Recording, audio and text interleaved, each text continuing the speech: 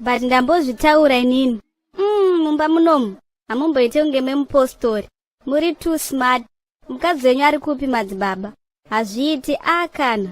Ndazviramba hakuna bachelor riri organized, no. Oro else vakadzi vekusove vanoita majana kuuya vachishongedza. Kana murandakadzi.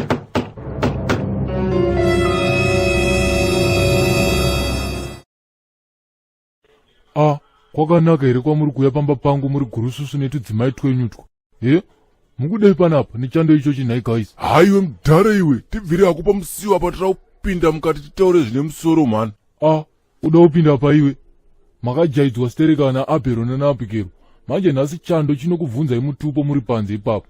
Mukutononoka taurai zvamafambira mauya kuzoona imba yangu here kana kuti mauya kuzoona inini? Aiwa kababa Sibi, kuti tikwanise kutaura nakazvinobuda tofanira kunge tiri panodziya. Hamunzwi here tsitsi varandakadzi vachigwagwadza kudaiso nechando ichi? Ndosaka kandabvunza, mavingei pano muchiziva kuti kuri kutonhora? Zviri izvi zvamungatoita hama dzanguka. Dzokerei kudzimba dzenyu muzouya kwakachena. Handichadi mamiting enyu usiku. Pese pamunouya usiku inika ndikasara panapa ndosara ndichibatwa nemadzikirira. Manje this time maya, last time ndakapotsa ndafira kuhope, so potai muchiya maskati. Zvamanje guys, no deal. Guys, handei man. Hamusi kuona here kuti pakatovharirwa munhu panapa? Hasha idzi dziri kuitwa idzi ndedzemunhu akatovharira chete. Hamureve nhema ipapo dedi. Makuda kundibvisa pana Mwari vanhu imimi. Ndiri bhizi kubata minamato yangu mumbau. Imi makuya kuzondiporovoka panapa. Tingaswera tonhorwa zvisina ati panapa. Dedi Sibi, nyaya yatafambira panapa kana muchiri kuda zvokuramba munesu paso yepenyu. Mirai zvokunza vanhu vepolitics. Muda kuti kwazisa imi makateya zvenyu mari. Ishuwa iyoyo. Kana mada zvevanhu vepolitics vaenderei kudzimba dzavo. Kana kuvashandira kumba kwenyu.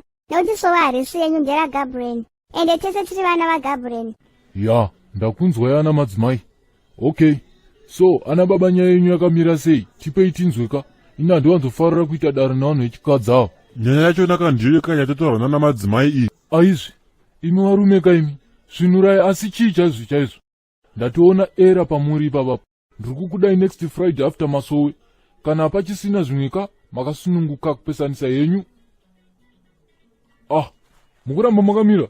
Kana muchifunga kuti ndichamutsa mota yangu ndikutakureka. Handina fuyo wekutambisa ini.